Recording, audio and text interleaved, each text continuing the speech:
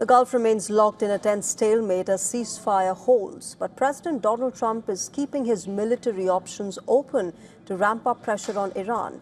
In a bid to break the deadlock, U.S. is now reportedly considering fresh strikes on Iranian defenses in the Strait of Hormuz if the truce collapses. But Tehran has issued a stern warning to America and its allies. Our next report decodes how tensions are escalating in West Asia. Take a look.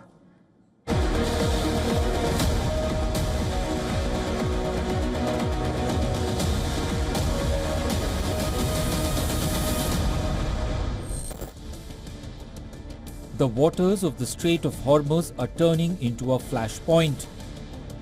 US and Iran are vying for leverage over the crucial waterway. Washington is ramping up its military posture. A third US aircraft carrier has arrived in West Asia. This is the highest number of American carriers deployed to the region in more than 20 years. The USS George H.W. Bush is escorted by a strike group of warships. The 1,000-feet-long floating fortress, powered by 2 nuclear reactors and over 5,500 crew members, can carry more than 80 aircraft. Washington is sending a clear signal that it has the firepower to punish Iran. Trump says he wants Iran to make a wise decision quickly.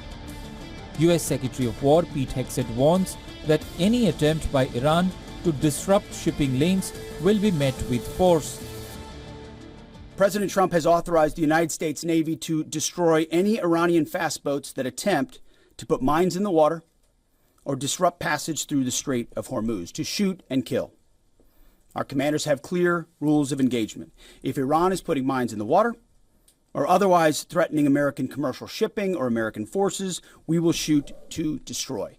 No hesitation, just like the drug boats in the Caribbean. Behind the scenes, the US military is locked, loaded and ready to act against Iranian vessels that lay naval mines in Hormuz. Now, it is weighing targeted strikes on Iran's naval assets around the Strait of Hormuz, southern Arabian Gulf and Gulf of Oman.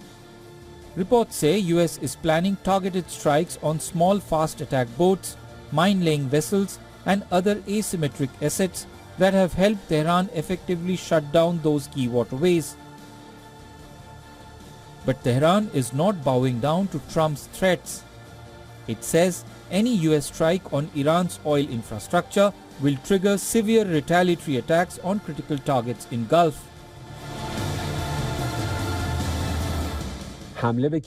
Attacks on ships, likewise, are both a violation of the ceasefire and contrary to international law, and they demonstrate that the American side not only lacks good faith, but in fact has bad intentions.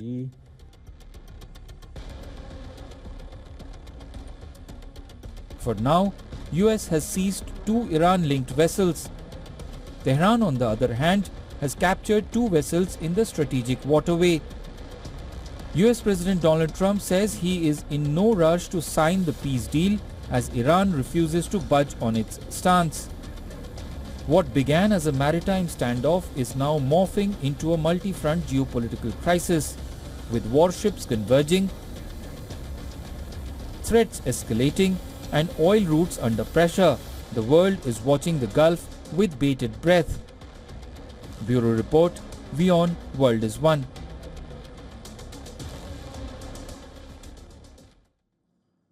Earlier on the broadcast, we were joined by Giorgio Caffiero, who is a professor at the Georgetown University and the CEO of Gulf State Analytics. Take a listen to what he said about the situation.